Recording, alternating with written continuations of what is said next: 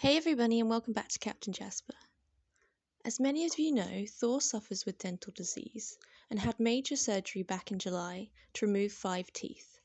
2 were growing down into his jaw and causing abscesses in his chin. This is a condition that will require lifelong monitoring and possibly more treatment. When Thor developed his dental issues, there were a few key signs I noticed that helped me discern that something was wrong. Thor didn't have any typical signs of dental disease, such as drooling, dropping food, picky eating, not eating or only eating on one side, weepy eyes, a wet nose, pouring at his mouth, or any of the typical signs that bunnies display that indicate dental disease. He was eating extremely well. He was even eating twigs, dandelion root, and his hay like nothing was wrong, and was always so bright and active. But as we know, bunnies are a prey species and innately hide when they are unwell, as a form of defense against predation. This may be helpful in the wild, but it can often make it harder for bun parents to determine when they are unwell. This is why it's so key to get to know your rabbit's natural habits and behavior. So if they are unwell and trying to hide it, you can detect it sooner and get them checked over by a rabbit-savvy vet. The first odd behavioral signs Thor started showing that indicated something may be wrong was how he started laying.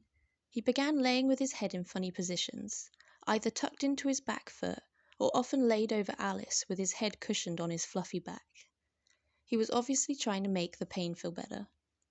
Another big behavioral change I noticed at the same time was he stopped wanting to have his chin tickled and cuddled, something that he previously loved. When I noticed these 2 things, I knew something was off, even though he was eating, pooping, and acting fine. These 2 behavioral changes were enough for me to know that something was wrong. I put Thor in a bunny burrito and checked under his chin. It felt slightly harder than usual, so I booked him straight in to see his vet the same day.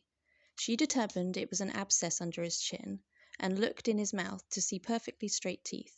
We were stumped and initially thought he possibly got something stuck in his jaw that caused the abscess. He went for a CT scan to determine what exactly was going on, and that's when we discovered Thor had teeth growing down into his jaw, and this is what was causing the abscesses and a lot of pain.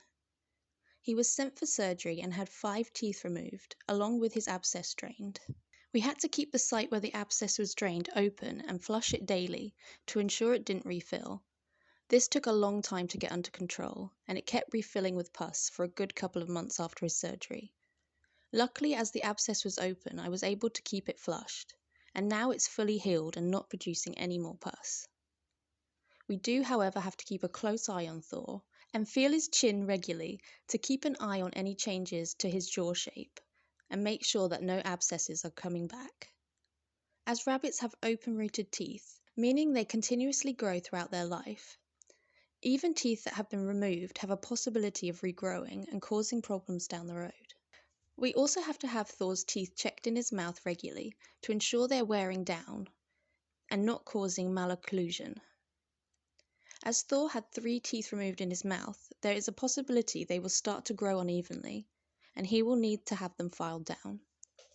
Unfortunately, Thor's dental disease is caused by genetics. Lops and dwarf rabbits are much more prone to dental disease and so many more problems that I will be exploring in next week's video. Thanks so much for watching, and I'll see you next time.